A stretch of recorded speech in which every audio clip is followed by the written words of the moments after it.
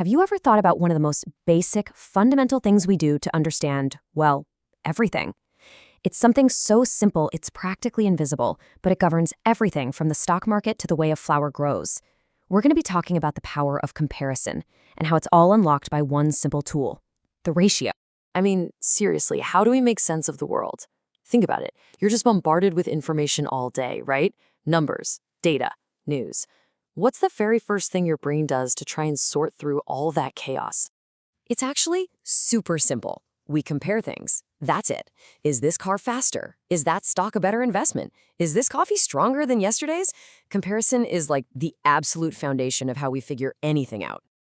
And that's where our hero comes in. The most fundamental tool we have for comparison is also one of the simplest, the ratio. Yep, the ratio. It's the basic building block for understanding how things relate to each other.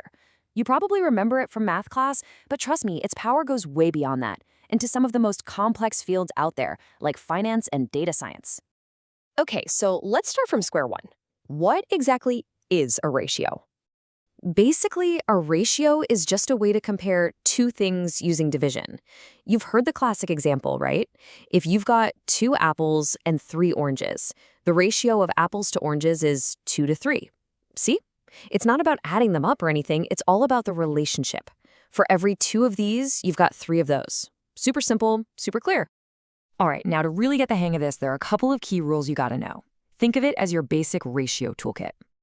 Okay, rule number 1, and this is a big one. Order matters a lot. The first number has a fancy name, the antecedent, and the second is the consequent. So in our 2 to 3 ratio, 2 is the antecedent. But if we flip that to 3 to 2, we're talking about something completely different. Now it's the ratio of oranges to apples. That one tiny change totally flips the meaning on its head. And once you've got your basic ratio down, you can do some pretty cool stuff with it. You can square it, cube it, or like we just mentioned, flip it to find its inverse. These are like little shortcuts that become super powerful when you start tackling more complex problems. Okay, enough with the theory, right?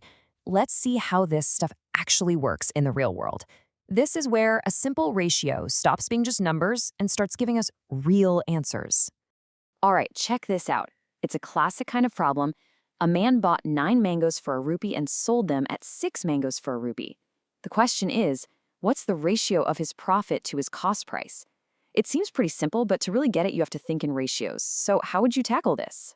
Well, you just gotta break it down. Step 1, you figure out the cost for 1 mango. Step 2, figure out the selling price for 1 mango.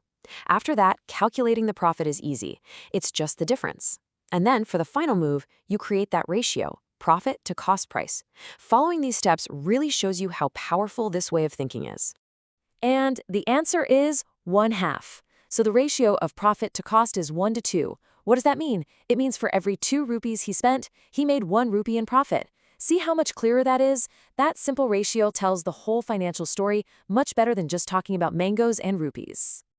But here's where it gets really cool. Ratios aren't just for business problems or homework. They actually describe patterns of beauty and, well, perfection that show up all around us. In fact, there's one ratio that's so special, you see it so often in nature and art, that it has its own name, the golden ratio. So say hello to the golden ratio, sometimes called phi. It's basically a perfect proportion. Imagine you have a line, and you cut it into 2 uneven pieces. You're in the golden ratio if the ratio of the whole line to the long piece is the exact same as the ratio of the long piece to the short piece.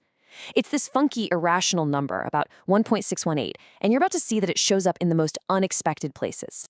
And this is where your mind is kind of blown. You ever look at the spiral of a seashell, or the way seeds are arranged in a sunflower?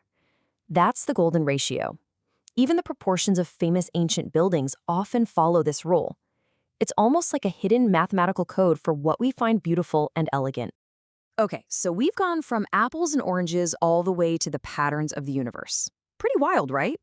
Now let's bring it back down to earth and talk about one of the most powerful ways we use ratios today, making sense of data. This quote right here really nails it. You can stare at a spreadsheet full of raw numbers all day, and it can be totally overwhelming, maybe even misleading. But the second you start looking at the relationships between those numbers, the ratios, that's when the real story starts to pop out. Think about it this way. A company says their profit grew by $1 million. Sounds great, right? But What if their profit was only $1 million to begin with? That's 100% growth. Amazing. But what if they started with $1 billion? That same $1 million growth is, well, it's basically nothing. The ratio, the rate of change, that's what tells you what's really going on. And that's exactly why data experts have a special tool called a ratio chart. On a normal chart, that billion-dollar company's line would look almost flat. But a ratio chart is different. It's scaled to show the rate of change, the percentage. This means you can put a tiny startup and a huge corporation on the same graph and fairly compare their growth. A straight upward line means steady growth, and you can instantly see who's really growing faster. And a lot of the time, that's the most important part of the story.